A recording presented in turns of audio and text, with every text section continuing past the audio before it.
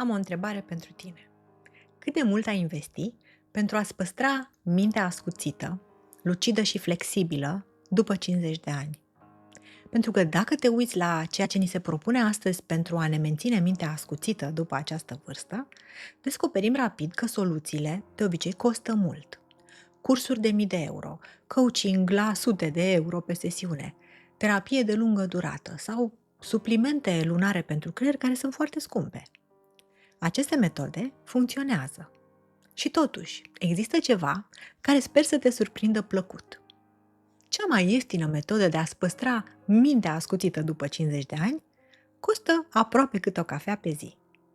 O metodă studiată științific, cu rezultate impresionante. Reduce riscul de Alzheimer cu până la 35% și scăderea memoriei cu până la 30%. Iar această metodă este cititul de ficțiune. Dar înainte să-ți arăt cum funcționează, vreau să spun de ce devine din ce în ce mai urgent să vorbim despre asta. Pentru că cercetătorii observă ceva impresionant. Ne îndreptăm către ceea ce se numește o societate post-literată, adică o lume în care oamenii știu perfect să citească, dar au ales să nu mai citească profund.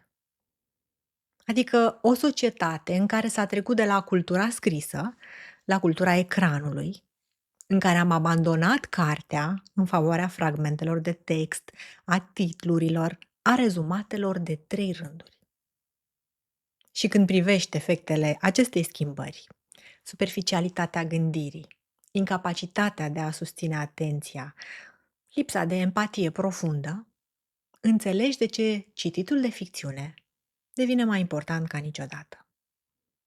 Astăzi vreau să-ți arăt de ce ficțiunea, romanele, povestirile, literatura speculativă este o puternică și accesibilă unealtă de îmbunătățire mentală pe care o ai la îndemână și de ce funcționează atât de bine exact pentru oamenii de vârsta noastră și cum o poți integra în viața ta, chiar dacă acum ți se pare că nu ai timp.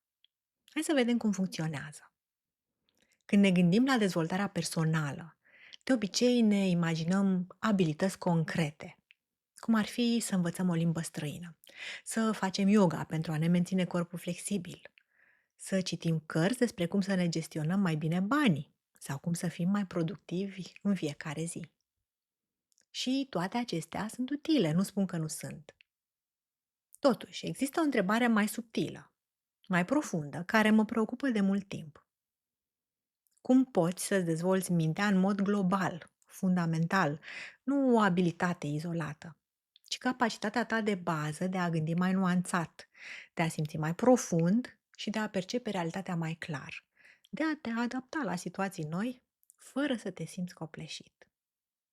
Cum poți, practic, să-ți faci un upgrade la sistemul de operare al minții tale, nu doar să adaugi mereu mici aplicații pe aici pe acolo? Pentru că vedem în jurul nostru și probabil simțim și la noi că după o anumită vârstă, mintea devine un pic mai rigidă. De exemplu, ne agățăm de aceleași convingeri, de aceleași rutine, de aceleași moduri de a vedea lumea. E vorba de flexibilitate interioară, de capacitatea de a te deschide către perspective diferite, de a înțelege experiențe care nu sunt ale tale. Iar aceasta nu vine natural, trebuie cultivată. Și atunci întrebarea devine una foarte practică. Putem să ne ajutăm mintea să evolueze fără un ghid personal scump, fără un îndrumător, fără o investiție financiară semnificativă? Există o modalitate accesibilă pe care să o putem aplica singur la noi acasă, în ritmul nostru? Eu am căutat răspunsul la această întrebare pentru că, în calitate de psiholog, am observat ceva care m-a intrigat profund. Persoanele cu care intram în contact și care păreau mai adaptabile emoțional, mai empatice, mai lucide în fața propriilor dileme, nu erau neapărat cele cu profesii importante sau cu un statut social înalt. Nici cele cu doctorat, nici cele care participau la conferințe precum maratoniștii la concursuri. Indiferent de aceste variabile, cei mai rezilienți mental erau Cei care citeau ficțiune în cantități mari și în mod constant pe parcursul anilor, cu o seriozitate care transformă lectura dintr-un hobby ocazional într-o practică centrală a vieții lor. Și la început am crezut că este o coincidență, o corelație fără cauzalitate, până când am decis să testez asta pe propria mea piele. Am început să citesc ficțiune intensiv, nu doar câteva cărți pe an combinate cu lecturi de specialitate și cu tot felul de alte texte, așa cum făceam înainte, ci în săptămâni, luni întregi, în care am dedicat ore în fiecare zi lecturii. Iar ceea ce s-a întâmplat cu mintea mea ca urmare a acestui antrenament mi-a plăcut. Dar și aici trebuie să fiu complet onestă cu tine, nu orice citit funcționează la fel. Pentru că poți citi știri toată ziua și să devii doar mai anxios și mai îngrijorat de starea lumii, fără să îți îmbunătățești cu nimic capacitatea de a gândi mai clar. Poți citi cărți de self-help, de autoajutorare și să rămâi în aceeași buclă familiară. Acum știu ce trebuie să fac, de mâine fac A, B, C, fără să te schimbe, de fapt, cu ceva fundamental în interior. Adică doar să acumulezi sfaturi și mintea să continue să funcționeze la fel. Sau, de exemplu, cum făceam eu masiv, citeam tot felul de articole academice, studii, analize și să te simți inteligent, informat, dar fără să se schimbe ceva esențial în felul în care privești oamenii sau în care înțelegi lumea. Ficțiunea face ceva complet diferit și am să-ți arăt de ce. Ficțiunea te forțează să intri în mintea altcuiva cu o profunzime pe care literatura de self-help nu o poate atinge. Ea îți oferă acces direct, experiențial, la gândurile și senzațiile unei alte conștiințe. Și în felul ăsta experiența devine viscerală, profundă, completă. Trăiești de pe poziția interioară a personajului, fără distanța protectoare a observatorului extern. Trăiești gândurile, fricile, dorințele, contradicțiile unui personaj din interior. Și asta e crucial. Nu doar ale eroului simpatic sau admirabil cu care te poți identifica ușor, ci și ale personajului crud, leneș, manipulator, deznădăjduit, ipocrit. În viața reală, probabil nu vei juca niciodată toate aceste roluri. Poate că nu vei fi victima unui regim totalitar sau nu vei experimenta anorexia severă sau poate că nu vei trece printr-o depresie suicidară sau nu vei fi un seducător cinic care manipulează femei pentru a urca mai sus pe scara socială. Dar în ficțiune poți. Poți intra în acele experiențe în siguranță. Și ceea ce se întâmplă atunci este ceva neașteptat. Mintea se flexibilizează. Empatia nu mai este un concept teoretic frumos. Devine experiență directă, trăită. Și aici e diferența majoră față de literatura de dezvoltare personală. Cărțile de self-help îți spun ce să faci. Îți dau pași, strategii și formule.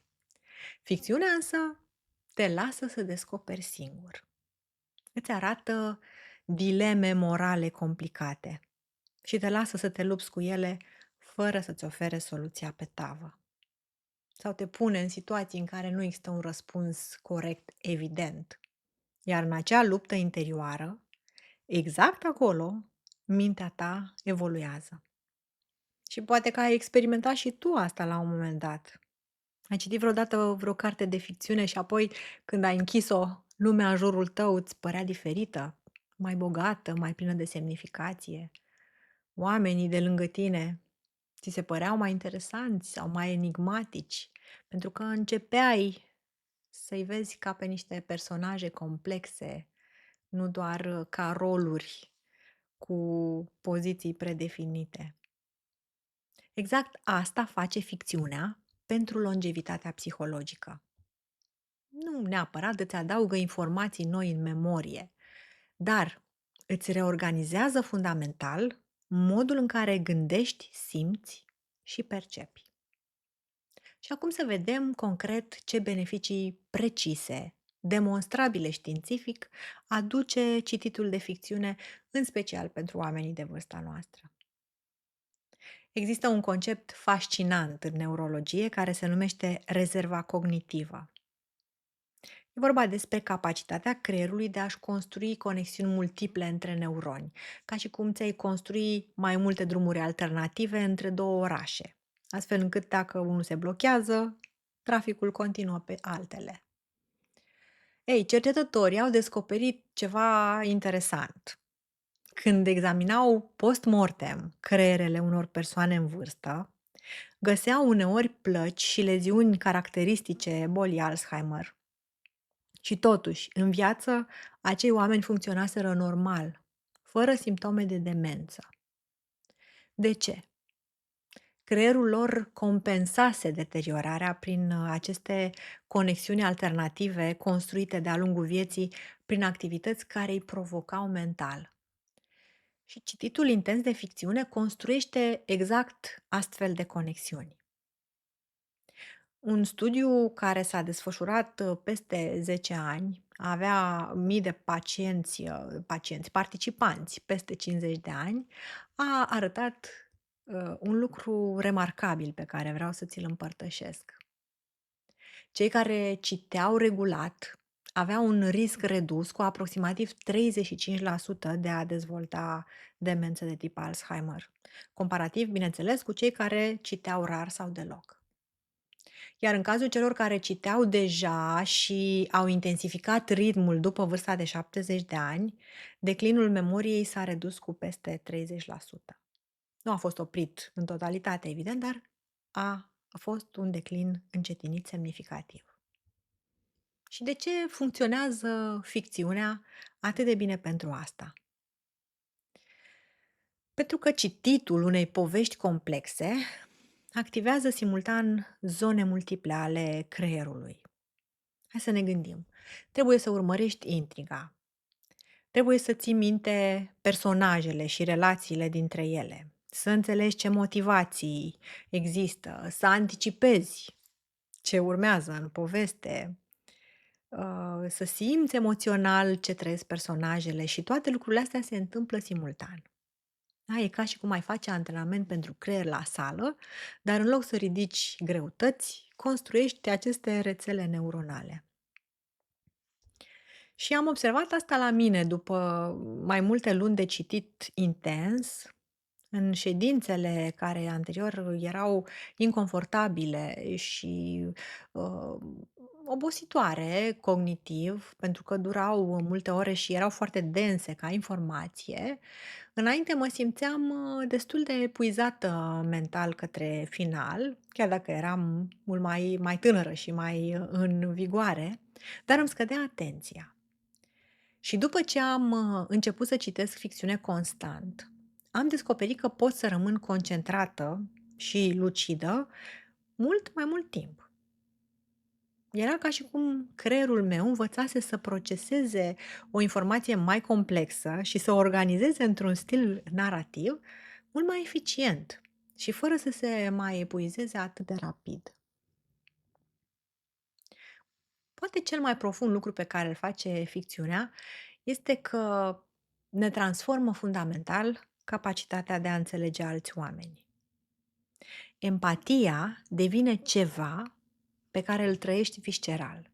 Nu este doar un concept frumos despre care citești într-o carte de psihologie. Îmi amintesc când am citit Bellamy de Guy de Maupassant. Personajul principal este Georges Duroy și e un om pe care l-am găsit profund repulsiv. Un seducător cinic, manipulator, care folosește femeile pentru a urca social. N-are remușcări, n-are empatie pentru ele. Și totuși, citind cartea, am fost forțată să locuiesc în mintea lui, să înțeleg exact cum gândește, ce îl motivează, cum justifică fiecare acțiune în fața propriei conștiințe. Pentru mine a fost extrem de incomod și cred că asta a făcut această experiență destul de valoroasă. Pentru că în viața reală, uh, când întâlnesc un om cu comportamente manipulative, pot acum să înțeleg, nu să justific, dar să înțeleg mecanismele interioare care îl împing în acea direcție. Da, îmi pot imagina lumea văzută prin ochii lui. Și asta poate că mă face mai puțin naivă, mai lucidă și mai capabilă să recunosc anumite patternuri. Sau, în cartea Vegetariana de Han Kang, este o carte tulburătoare despre o femeie din Coreea de Sud care decide să devină vegetariană. Această decizie, aparent simplă, declanșează o spirală de anorexie severă și de colaps mental. Eu n-am trăit niciodată tulburări alimentare, dar totuși, citind cartea, am intrat în mintea acestei femei și am simțit exact cum percepe ea relația cu propriul corp, cum devine mâncarea un câmp de bătălie existențial și cum refuzul alimentației poate să devină o formă, în cazul ei singura formă, de control pe care o mai are cineva asupra propriei vieți. Sau în cartea Dear Friend, From My Life I Write to You in Your Life, dragă prietene, îți scriu din viața mea în viața ta. Sper că am tradus bine pentru că încă această carte nu a fost tradusă în limba română. Este romanul unei autoare din China, Yun Li. Această scriitoare descrie în acest roman cu o precizie incredibilă cum este să oscilezi între gânduri suicidare și încercarea disperată de a nu mai avea această opțiune ca o posibilitate. Da? Și din nou, eu n-am fost niciodată în acel loc psihologic. Și poate tocmai de aceea cititul acesta a fost esențial pentru mine. Pentru că poate altfel, fără el, aș fi judecat mai dur pe cineva care trece prin asta, care este tras în cele două direcții, da? Este la această răscruce a suicidului. Poate că l-aș fi privit din afară cu neînțelegere sau chiar cu dispreț. Ficțiunea, prin urmare, te obligă să te așezi cumva în pielea celui pe care altfel l-ai evita, l-ai critica sau l-ai înțelege superficial. Și cu cât citești mai mult, cu atât mintea ta devine mai capabilă să proceseze complexitatea umană.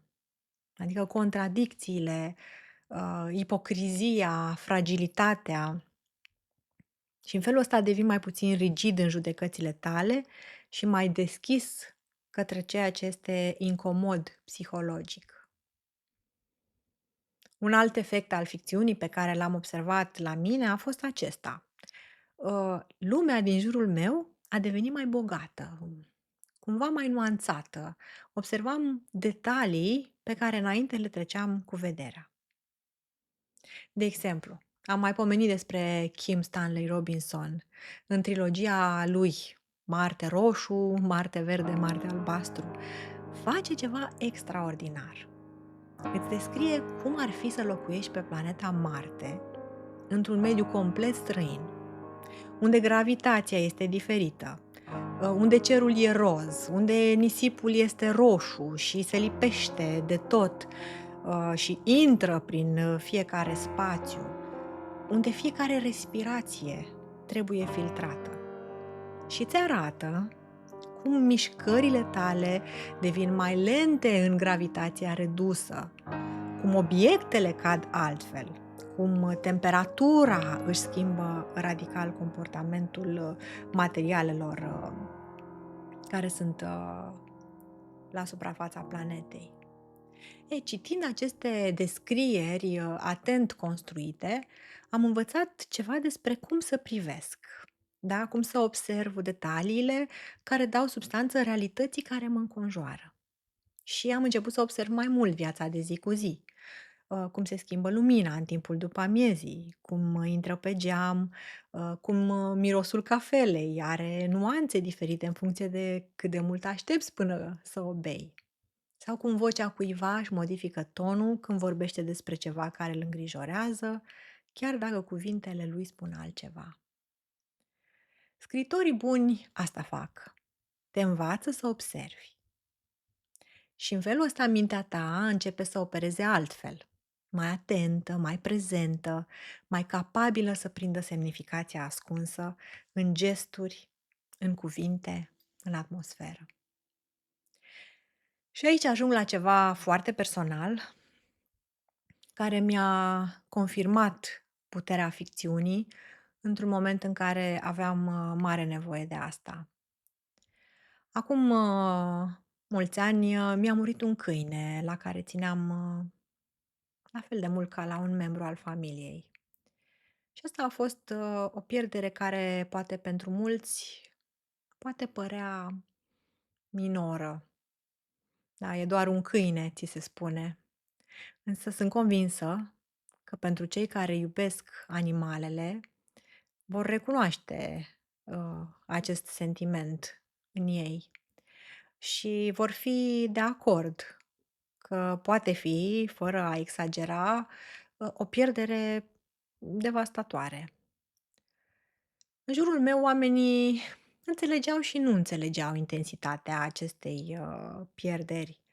Și nu neapărat asta era problema, ci faptul că e un tip de suferință care este, hai să-i spunem, neautorizat social sau mai puțin autorizat și recunoscut social. Um, Mă simțeam cumva singură cu acea suferință sau fără suficiente cuvinte pentru ea. Și atunci am citit 2 cărți.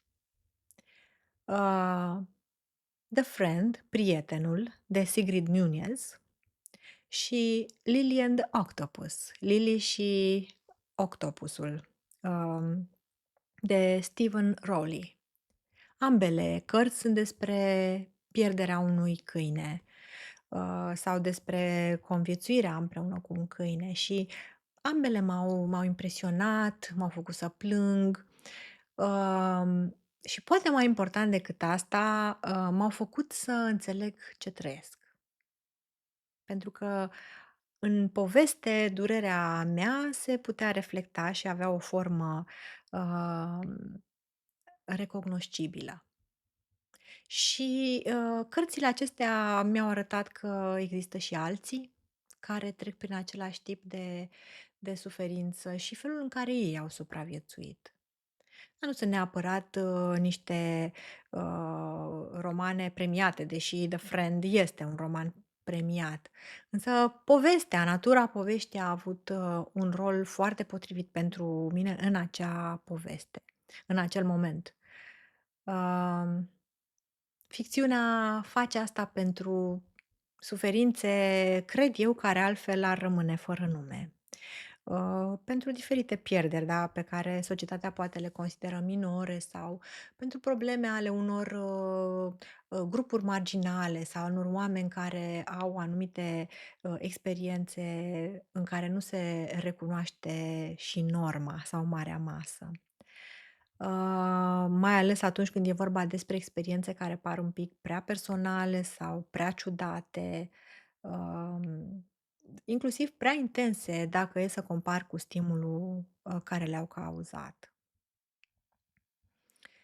Când citești povești despre oameni care trec prin ceea ce trăiești și tu, sau nu neapărat unul la unul, dar similar cu ceea ce trăiești tu, chiar dacă contextul este diferit, descoperi că experiența ta are loc în realitate și că este validă. Și mai există un beneficiu pe care îl apreciez profund. Ficțiunea îți permite să înveți despre lume în cel mai plăcut mod posibil.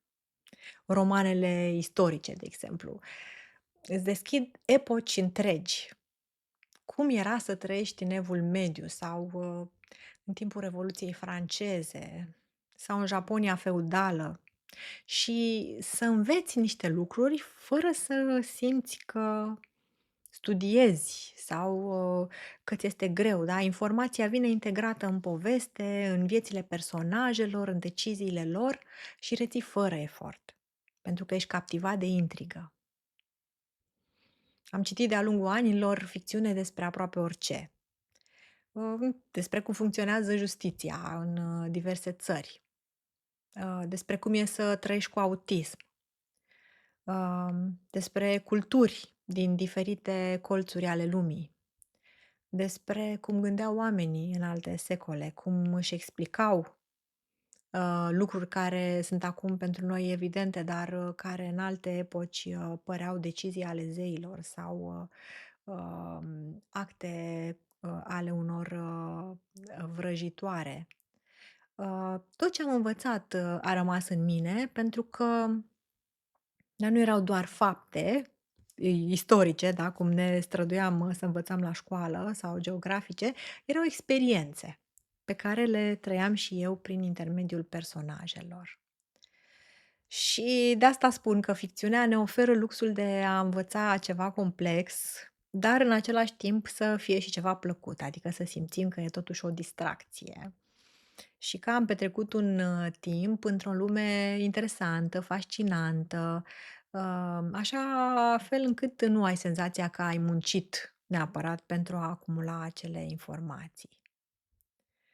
Și acum, sigur că poate te întrebi că dacă beneficiile sunt atât de clare, de ce totuși cititul de ficțiune rămâne o practică pe care o amânăm constant, sau pe care o considerăm opțională, un lux pentru când o să avem noi timp liber, o să fim în concediu, o să fim în vacanță și atunci o să citim. În adâncul sufletului totuși știm și simțim că cititul, este o muncă serioasă, nu? Și aici poate să fie cumva, din partea dumneavoastră o întrebare: "Păi bine, bine, ai zis că e o metodă ieftină și fascinantă și acum zici că e o metodă grea." Da, cititul de ficțiune exact pentru că aduce toate aceste beneficii, cere și el ceva de la tine. Adică cere un pic de efort, dar, mai mult decât efort, cere constanță și prezență mentală. Spuneam despre cărțile de self-help, că ele ne dau, o structură foarte clară. Iată problema, iată soluția și aceștia sunt pașii concreți. Literatura aceasta de dezvoltare personală ne conduce pe un traseu pe care autorul a descoperit, îl recomandă și ne oferă o structură în care putem să avansăm aproape pe pilot automat. Uh, Condiția este să absorbi conceptul, să înțelegi formula și să aplici pașii exact, fără ca neapărat mintea să fie provocată să descopere singură niște soluții. Ei, ficțiunea funcționează complet diferit. Scriitorul prezintă situația, personajele, dilemele, îți spune povestea și uneori se retrage și te lasă să te descurci singur. Nu-ți dă o explicație clară. Așa e bine, așa e rău, așa trebuia să se rezolve. Conflictul moral, rămâne în multe dintre cărțile de ficțiune fără un verdict pronunțat. La fel, comportamentele complexe. Să ne gândim, de exemplu, la personajele lui Dostoevski sau lui Tolstoi. Uh, Au niște comportamente extrem de complexe și cu multe fațete și ele există, sunt prezentate fără o etichetare foarte clară. Aceste comportamente sunt bune, acestea sunt rele. Și în acest context, povestea poate rămâne mult timp în suspensie, fără o rezolvare clară, obligându-te să locuiești în incertitudine. Munca de înțelegere după aceea cade integral pe umerii tăi. Adică să conectezi firele narrative, să descifrezi motivații ascunse, să începi să decriptezi de ce deciziile care păreau iraționale de fapt aveau niște resorturi care le explică până la urmă. Să revii asupra unor dialoguri și să resimți acolo tensiuni între cuvinte rostite și tăceri. Pentru că de multe ori în romane contează foarte mult și gândurile reținute. Toate acestea cer efort cognitiv susținut.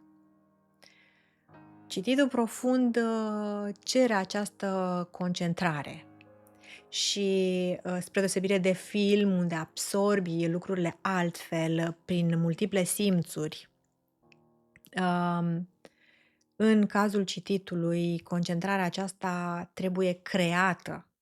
Vezi personajul cu ochii minții, auzi vocea cu urechea minții, și așa mai departe. Deci toate lucrurile sunt co-create împreună cu autorul. Și exact de aceea funcționează atât de bine pentru mintea noastră. Îmi amintesc când am citit, cartea aceasta de Rainer Maria Rilke, se numește Însemnările lui, Malte Lauritz Brighe, sper să se vadă. E o cărțulie. De fapt, e este o carte care mi-a dat foarte mult de lucru, și folosesc expresia asta literal, adică chiar m-a pus la muncă. Am citit-o de mai multe ori, cred că de cel puțin 3 ori. Am căutat ca să pot să trec prin ea o mulțime de referințe culturale. Am, sunt ceva note de subsol și a trebuit să petrec timp mergând pe urma notelor de subsol, în încercarea mea de a nu trece ca gâsca prin apă pe lângă ceea ce este singurul roman al marelui, poet austriac. Și, romanul acesta, care în această ediție este publicat de editura Corint, a fost scris de Rilke în 1910. Deci, de mai bine are mai mult de un secol de când a fost publicat. Este un roman extraordinar de modern și pe alocuri este chiar criptic. Uh, Prima parte, pentru că sunt 3 părți care îl construiesc, este reprezentată de, meditațiile, notițele într-un jurnal ale unui tânăr poet care trăiește la Paris și care, spune, la început, „Stau aici în odăița mea, eu, Brighe, sper că pronunț corect, că nu știu exact cum se pronunță, cel ajuns la 28 de ani și de care nu știe nimeni."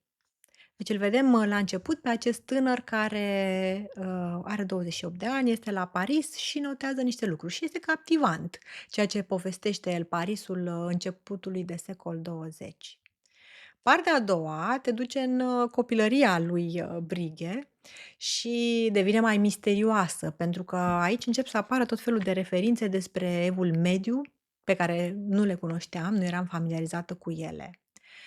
Și a trebuit aici destul de mult să, fac un efort și să le deselenesc. Iar partea a treia devine de-a dreptul metafizică și filozofică, te poartă prin, spiritualitate, și prin tot felul de paradoxuri și pilde. Și, pe scurt, este o carte despre moarte și despre iubire și despre felul în care aceste 2 forțe coexistă în noi, fără ca noi să fim pregătiți cu adevărat să le acceptăm. Rilke te aruncă efectiv în mijlocul unei realități urbane, Parisul despre care vorbeam, Dar e un Paris diferit de cel romantic pe care ni-l imaginăm noi. Este o realitate urbană în care suferința nu mai are nici noblețe, nu mai are nici putere de transformare. E o suferință brută. Vezi femei care mor singure prin spitale, da, oameni mm, care cad pe stradă și nu sunt ajutați de nimeni, stau sub ochii indiferenței ai altora, notează despre corpuri degradate, despre moarte lentă, moarte discretă, da? Și chiar așa se deschide cartea lui Rilke. Așa, prin urmare, aici vin oamenii să trăiască? Eu aș spune mai curând că aici mor. Am fost pe afară, am văzut spitale. Asta este deschiderea cărții. Și sigur e un pic șocant că te gândești, povestește un tânăr despre Paris, trebuie să fie ceva fantastic, să clocotească de viață și el povestește că aici vin oamenii mai degrabă să moară. Da, iar în partea a treia, Rilke, rescrie parabola fiului risipitor când, fiul se întoarce gol, foarte greu de iubit de către cei pe care a părăsit familia și ceilalți îl, privesc cu milă și cu neînțelegere. El le zâmbește, călătorul, fiul rătăcitor, cumva pentru că el vine de la un alt nivel de înțelegere după călătoriile sale prin lume și după transformarea interioară prin care a trecut, el a învățat, că a fi iubit înseamnă a pieri, a iubi înseamnă a dărui, a iubi înseamnă a lumina cu un unt de lemn inepuizabil. Deci a fi iubit înseamnă a pieri, a iubi înseamnă a dărui. Când am terminat prima citire, am știut că am înțeles probabil doar jumătate din ceea ce mi oferise Rilke și am revenit la ea și apoi din nou și cu fiecare citire straturi noi se dezvăluiau. Și n-am povestit întâmplător această experiență, această luptă cu Rilke, pentru că această experiență mi-a confirmat ceva, și anume că ficțiunea îți dezvăluie anumite straturi doar dacă te oprești să le observi. Pentru că, sigur, când ai o cărticică așa de 200, nu, 150 de pagini, poți să te miști rapid prin ea, da, și poți să ajungi la final, afli, ce se întâmplă cu intriga, dar, riști să ratezi jumătate din ceea ce cartea îți oferă. Și una dintre strategii, desigur, este să marchezi pasaje, să scrii note pe margini, să te oprești din lectură, să reflectezi la ceea ce tocmai ai citit. Și uneori este o strategie bună să lași cartea o scurtă perioadă pentru a lăsa mintea să proceseze informația respectivă și de-abia apoi să o iei din nou. Um,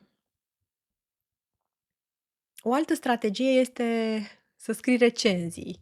Eu am început să scriu recenzii, după fiecare carte pe care o terminam. La început mai în joacă și mi se părea că este un pas opțional, așa, un fel de bonus pentru cei care, mă rog, au niște opinii mai avizate și vor neapărat să le împărtășească, știu și eu, pe platformele împătimiților de cărți. Dar, treptat am realizat că scrierea recenziei este un moment, în care gândurile despre carte se cristalizează. Adică este încă o dată, o forțare de reașezare a întregii lecturi. Și momentul în care conexiunile devin mai clare, în care poate trebuie să mai dai o fugă să vezi, anumite scene, ce anume m-a marcat acolo, ce m-a impresionat, de ce anumite personaje m-au tulburat. Pe mine, de exemplu, scrierea recenziei, mă pune să, pun în propriile cuvinte experiența interioară pe care, am trăit-o cu cartea respectivă și este un efort de a articula, ceea ce am simțit, felul în care m-a atins, da? Și cred că acest pas suplimentar, care desigur pentru mulți este opțional, face cumva ca acea lectură să se integreze mai profund, în cititor.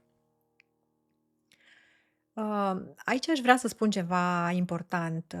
Atunci când scrii o recenzie, chiar dacă o publici sau nu pe, un site, în mod real o scrii pentru tine. Faci lucrul ăsta pentru tine și, cum spuneam, pentru lumea ta interioară. Da, și poate te gândești că, bine, dar pe internet sunt mii de recenzii pentru fiecare carte, adică la un roman cum este cel al lui Rilke, care are peste 100 de ani de la publicare, trebuie să fie deja poate zeci de mii de recenzii. Ce mai are nevoie internetul de, o recenzie și de la mine? Că cine sunt eu? Un cititor obișnuit, nu sunt nici profesor universitar, nici, critic, literar. Ce rost mai are să mai adaug propria recenzie? Mai ales că probabil nu o să fie atât de bună și de informată sau de profundă ca altora. Și aici vreau să te încurajez, pentru că în momentul în care o scrii, acea scriere, acea interacțiune cu finală cu cartea, te transformă pe tine. Recenzia o scrii pentru tine. Și calitatea literară a recenziei, contează mai puțin decât, procesul acesta interior pe care îl parcurgi în momentul în care scrii, prin articularea gândurilor, prin organizarea experienței în niște structuri mai coerente și, îndrăznesc să spun, chiar prin, construirea vocabularului. Pentru că, ești nevoit să, denumești ceea ce ai simțit când ai citit și în felul ăsta, da, și vocabularul, pasiv, să zicem, intră în mai mare măsură în rândul vocabularului activ. Am, recenzii pe care le-am scris acum mulți ani și când le recitesc întâmplător uneori, redescoper în ele exact cum gândeam atunci. Ce mă preocupa, ce căutam în cărțile pe care le alegeam, care era nivelul meu mental de la acea vârstă. Și cumva recenziile, au devenit, pentru mine și o hartă a evoluției mele mentale în timp. Să zicem că este un jurnal indirect al transformărilor interioare. Și cred că de-aia, mulți pasionați de citit, și scriu aceste recenzii, ani la rândul, pentru că văd aceste jurnale, indirecte sau, alternative ale vieții lor. Revin. Deci, cititul activ presupune angajare completă cu textul și sper că te-am convins de lucrul ăsta până aici. Pentru că marchezi, pasaje, reflectezi asupra lor, apoi scrii, ca să vezi ce ai înțeles, și, uneori lași cartea să lucreze în tine chiar și după ce ai închis-o, da? Sau revii la cărțile dense de mai multe ori până când, straturile de sens se dezvăluie cât poți tu în acel moment al vieții, da? Uneori nu se dezvăluie complet o carte niciodată. Dar, cititul acesta profund cere muncă susținută și efort constant de concentrare. Și cred că de aceea cititul, este un obicei pe care mulți dintre noi îl amânăm sau, spunem: "Lasă că este pentru perioada când o să fiu odihnit. Acum am fost la serviciu, am fost la ședințe și chiar nu n-am timp să încep să mă lupt cu Rilke, da, să fac wrestling cu Rilke." Sau o să citesc când mă duc cu avionul sau când, o să merg cu trenul în călătoria aceea lungă, da, și așa mai departe. Deci, tindem să să ne propunem singuri să fie, ceva opțional. Și dacă ai ajuns până aici, în această discuție, îmi imaginez că te întrebi, ok, sună bine ce spune Ana Maria, dar cum aș putea să integrez eu personal cititul de ficțiune în viața mea reală, da? Cu tot ce am eu de făcut în fiecare zi. Și aici am o propunere concretă pentru tine și aceea este de a-ți lansa o provocare pe care am testat-o pe mine și pe care acum vreau să ți-o transmit, un fel de leapșa a cititorului, da? Hai să spun despre ce este vorba. Înainte de a începe aventura mea de citit intensiv de ficțiune, uh, mi-am stabilit un obiectiv foarte clar. Uh, Mi-am spus că pentru 3 luni va urma să citesc ca și cum viața mea depinde de asta. Și în acele 3 luni am citit cu focus susținut și cu implicare activă. Adică am integrat această practică în viața mea obișnuită, alături de serviciu și de responsabilitățile zilnice. Mi-am făcut un calcul și mi-am zis că dacă voi citi în medie între 2 și 4 cărți pe săptămână, în funcție de cât de lungi erau cărțile, probabil că voi ajunge la 30 de cărți în 3 luni. Pare mult, pare puțin, nu contează numărul acum, dar important este să-ți construiești o structură ca să fie ceva fezabil. Da? Și, fiind o provocare, sigur că am știut că această perioadă o să fie temporară, da, și că urmează să fac un efort, da, ca un, alergător care știe că urmează să participe la maraton și trebuie să facă o investiție mai concentrată de timp, de efort, ca să-și construiască un obicei nou. Pentru că, de fapt, despre asta vorbim acum, da, să setăm, să spunem, cadrul pentru beneficii pe termen lung ale unui obicei nou care are acest potențial de a ne upgrada mintea, cum spuneam puțin mai devreme. Și mi-am propus aceste 3 luni în care să mă dedic complet acestei practici, păstrând structura vieții mele normale și să văd ce se întâmplă cu mintea mea, să descoper ce funcționează pentru mine. Și vreau să vă povestesc foarte pe scurt cum am navigat prin această perioadă. Primul lucru pe care l-am făcut a fost să-mi construiesc biblioteca pentru cele 3 luni. Asta însemna o investiție inițială de timp pentru a selecta cu atenție cărțile pe care voiam să le citesc și, cred eu că a fost o strategie bună pentru că mi-a permis să evit situația în care, um, să zicem, ajungeam la jumătatea perioadei și aș fi ales niște volume la întâmplare care ar fi putut să mă dezamăgească sau să îmi consume timpul și în felul ăsta să-mi pierd motivația. Așa că am făcut un proces de curățare, da, de selectare prin căutarea cărților care aveau recenzii interesante pe site-urile, dedicate împătimiților de citit. Am verificat liste cu tot felul de recomandări disponibile, liste de genul X cărți pe care să le citești. M-am inspirat din listele de la marile premii, uh, Booker Prize, Pulitzer, Women's Prize for Women, Fiction și așa mai departe. Și în felul ăsta am pregătit eu cam 30 de cărți, cum îmi făcusem socoteala, astfel încât să am mai mult control asupra experienței și să-mi cresc motivația.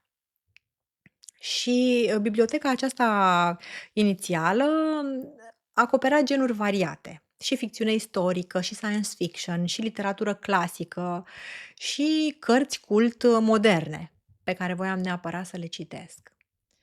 Și apoi a venit partea care cerea schimbare reală, că prima parte era ca și cum ai, cumpăra, da, hainele pentru antrenament, îți iei încălțările și hainele frumoase și după aceea nu te duci la sală. Cam așa e și cu biblioteca aceasta.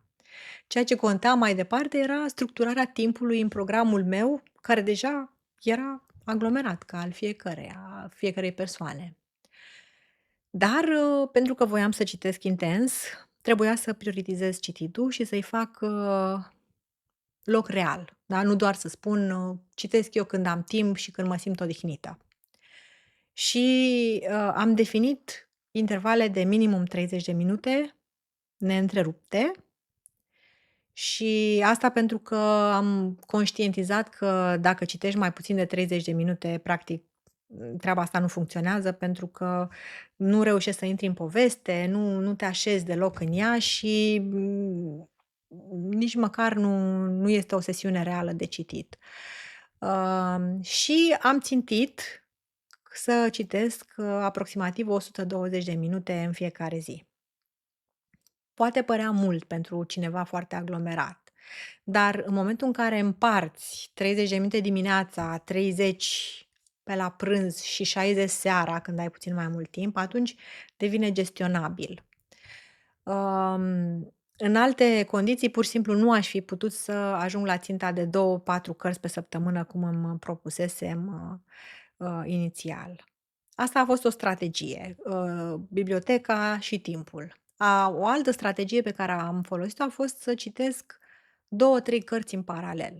Și, ceilalți cunoscuții mei îmi ziceau: "Bine, dar nu te încurci, nu e confuz, nu ți se amestecă intrigile și personajele în minte?" Uh, Am descoperit că funcționează extraordinar de bine, mai ales dacă alegi povești, din perioade foarte diferite. Dar dacă citeam, science fiction, în paralel cu o ficțiune istorică, nu știu, că tot am amintit despre colonizarea planetei Marte, da, se combina, de exemplu, bine cu o carte despre, Europa medievală, da, și în situația asta e imposibil să le confunzi, da?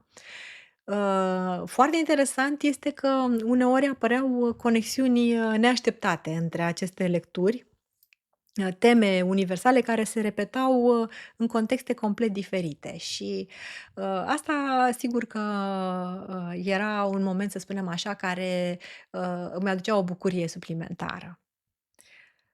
O altă strategie care funcționează bine, cel puțin eu am încercat-o și a funcționat, a fost, combinarea cărților fizice cu audiobook-uri și cu cărți electronice. Am descoperit că această combinație, această salată, da, funcționează perfect, pentru stilul meu de viață. Cartea fizică mă aștepta acasă, când, aveam posibilitatea să stau liniștită. E-book-ul era întotdeauna la îndemână pe telefon sau pe, un alt, sistem de citire, da, dar îl puteam folosi în tren sau în sala de așteptare și așa mai departe. Iar, sigur că audiobook-ul, îl foloseam, în plimbări, în alergări, în orice alte contexte când aveam nevoie de un suport audio. Aici o să vă povestesc puțin, apropo de folosirea audiobook-urilor în timpul alergării, care la început, mie mi s-au părut ciudate, pentru că eram obișnuită să alerg, pe tempo. Așa am învățat să alerg pe muzică și pe tempo, cu un tempo, impus de muzică și era foarte motivant și folositor, și alergarea pe cărți, da, ascultând cărți, nu prea e un tempo extraordinar. Însă am descoperit, mai ales pentru că aveam această provocare, că este o modalitate extraordinară de a citi, să zicem, mai mult, de a parcurge mai multă informație. Evident că viteza mea de alergare n-a crescut, adică, în niciun caz nu mi-a crescut viteza, însă fiecare kilometru parcurs era acum și o oră de lectură. Și atunci am putut combina aceste lucruri. De ce spun asta? Pentru a arăta că în felul ăsta aveam mereu o poveste la îndemână. În tren deschideam, cartea electronică pe telefon, în weekend luam, cartea fizică, ieșeam la alergat, puneam un audiobook și cititul a devenit astfel, parte din ceea ce făceam în aproape orice situație. Dar a existat și o parte incomodă, evident, care, este cerută de orice schimbare reală, pentru că dacă vrei să ai un obicei nou, trebuie să renunți la ceva, trebuie să reduci drastic altceva, care îți consumă timpul și, evident, nu știu, consumul compulsiv de filme și seriale, sau timpul pe platformele sociale, a scăzut dramatic în timpul acestei, provocări. Și am observat un pattern, da, șablon în jurul meu și poate că îl recunoști și tu, da, dacă mergi și te plimbi prin parc, ai, să spunem, un cadru perfect pentru citit sau pentru gândit, dar impulsul nostru este tot să scoatem telefonul sau să consumăm fragmente de informație care, nu duc nicăieri de fapt. Și poate că ai o carte în geantă, dar, tot pe telefon, ne uităm pentru că, impulsul către telefon, persistă, da? Și uneori 15 minute alunecă imperceptibil până la 30, și apoi, ne trezim că a trecut o oră întreagă de consum de fragmente multe, dense, dar care la final nu lasă nimic în urmă.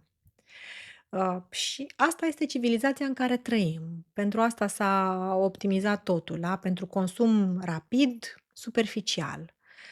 Uh, Pe când cartea are ritmul ei lent, un ritm profund și foarte exigent, da? Și ca să intri în ritmul ei, chiar trebuie să faci un spațiu real atât în timp cât și în minte. Și asta înseamnă să îndepărtezi, alternativele care te distrag cu ușurință. Pentru mine, decizia aceasta conștientă, da, a fost, pe parcursul provocării, ca de câte ori, simțeam impulsul să iau, telefonul, să fac un efort de voință și să deschid cartea. Da, ăsta este de fapt un moment de alegere, destul de complicat. Și tranziția aceasta este incomodă la început.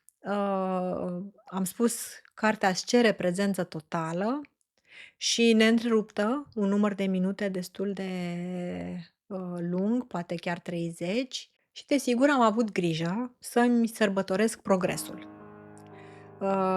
Celebrarea progresului, să spunem, pentru mine era marcată de diferite puncte, de mici bucurii, da? Nu știu, o postare despre cartea pe care o citeam sau, o monitorizare a numărului de pagini pe care l-am citit. Într-o vreme, chiar, monitorizam numărul de pagini pe care reușesc să-l citesc într-o oră, da? Sau, mici investiții pe care le făceam, ca să, îmi transform cititul într-o experiență plăcută, nu știu, un semn de carte, mai, moțat, sau, o lampă nouă care îmi făcea plăcere pe care îmi făcea plăcere să o folosesc, da, sau, nu știu, un ceai, o cafea, diverse lucruri ca să mă atragă să, le asociez cu lectura. Și până la urmă, viața este scurtă și dacă tot, investim atât de mult timp într-o activitate, e important ca această activitate să fie, creată într-un cadru cât mai plăcut posibil. Ei, și folosind această abordare, am reușit să citesc între 2 și 4 cărți pe săptămână, adică să ajung la ținta aceea de 30 de cărți în 3 luni. Dar nu e importantă cifra, ci ceea ce s-a întâmplat cu mintea mea în acele luni. A fost, cred eu, exact ceea ce promiteam, ceea ce povesteam la început.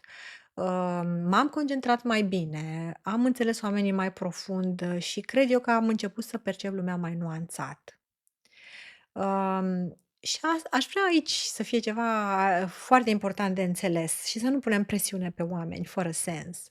Pentru că dacă nu ajungi la o țintă de 30 de cărți sau de 20 de cărți, e perfect în regulă. Dacă poate, o să citești 18 cărți sau 15 sau chiar 10, nu contează atât de mult. Um, Tot va fi o transformare semnificativă față de ritmul obișnuit. Provocarea despre care vorbesc și pe care sper să o primești, vizează construirea unei practici sustenabile, și experimentarea efectelor pe care le are cititul atunci când devine o, forță centrală în viața ta.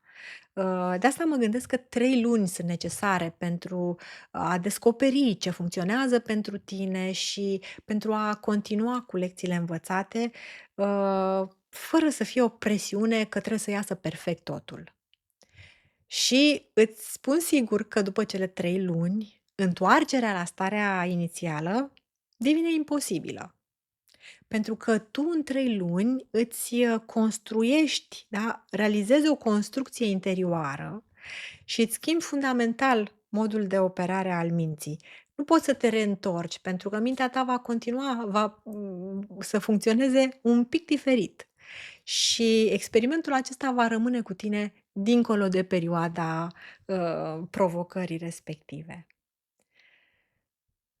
Și, ai observat că am vorbit mult prea mult despre mine în acest episod, despre ce am citit, cum am structurat provocarea, am povestit, puțin cam mult despre Rilke, dar n-am putut să mă abțin, da, am povestit despre alergări, despre audiobook-uri, despre recenzii și tot felul de lucruri. Și vreau să clarific că n-am făcut acest lucru ca să-ți arăt ce grozavă sunt eu și cât de multe cărți am reușit să citesc și, uh, scopul este cu totul altul. Să te încurajez și să-ți arăt că se poate să integrezi cititul intensiv, chiar și în contextul unei vieți deja pline, a unui serviciu full-time, cu responsabilități de familie, cu orice ar fi asta, copii sau părinți care își cer atenție, cu antrenamente, uh, cu, nu știu, inclusiv cu deplasări și călătorii de serviciu, dar toate acestea pot să coexiste cu lectura dacă construiești o structură potrivită. Chiar și pornind dintr-o postură în care în acest moment ți se pare că spațiul și timpul liber sunt inexistente la prima vedere. Și sper că povestea aceasta a mea personală îți servește ca o dovadă că cineva cu o viață reală și cu constrângeri reale poate să integreze cititul intensiv în programul zilnic. Că este fezabil, că vei alege poate un ritm diferit, alte cărți, că vei schimba abordarea complet, principiul fundamental rămâne același. Pentru că esența procesului este ca tu să alegi ce citești, în ce ritm avansezi, să-ți descoperi motivațiile profunde pentru care o faci. Eu am încercat să te atrag povestindu-ți despre rezultatele studiilor, despre prevenirea demenței, conservarea memoriei, dar sigur că tu simți de ce iei o carte și de ce alegi cartea în detrimentul oricăror altor alternative. Um, Nimeni nu spune citește aceste 30 de cărți, le-am citit eu și îți garantez că o să te transforme. Este evident că transformarea ta depinde de cine ești tu, de ce cauți tu și unde te afli în viața ta. Dar sper că prin acest clip să pot să-ți ofer o hartă și o posibilitate de explorat. Chiar o provocare concretă pe care să o testezi, un drum pe care să ți-l trasezi tu și pe care să-l parcurgi cu, alegerile, motivația și curiozitatea care te reprezintă. Și vreau să închei cu cuvintele lui Oscar Wilde, care, apropo de asta, a scris o ficțiune extraordinară. O să le citesc prima oară în engleză, pentru că mi-e teamă că traducerea mea să nu piardă un pic din nuanță. Spune așa Oscar Wilde: "It is what you read when you don't have to that determines what you will be when you can't help it." Ceea ce citești când nu ești obligat să citești, va determina cine vei deveni când nu vei mai avea de ales. Cărțile pe care le citești acum, nu pentru școală, nu pentru serviciu, ci pentru tine, îți modelează mintea pe care o vei avea peste 10, 20, 30 de ani. Și acum, dacă ai de gând să încerci să citești mai mult, fie provocarea de 3 luni, fie doar să integrezi pur și simplu mai multă ficțiune în viața ta, te rog să dai un like acestui clip pentru că îl voi interpreta ca pe un vot pentru citit. Și lasă-mi un comentariu în care Spune-mi titlul ultimei cărți de ficțiune care te-a transformat. Nu neapărat ultima pe care ai citit-o, dar una care ți-a schimbat modul în care vezi lumea sau oamenii din jurul tău. Sunt sincer curioasă să citesc titlurile voastre. Dacă vreți să continuăm aceste conversații despre cărți, despre ce citim, camera membrilor canalului Psihologia vieții după 50 este locul unde mergem mai adânc în aceste teritorii. O să las linkul în descriere. Mulțumesc că m-ai ascultat până aici, mulțumesc că mi-ai oferit timpul și atenția ta și sper că această provocare, cele 3 luni de citit intensiv, te va însoți și te va transforma așa cum m-a transformat și pe mine. Până data viitoare, să fim bine!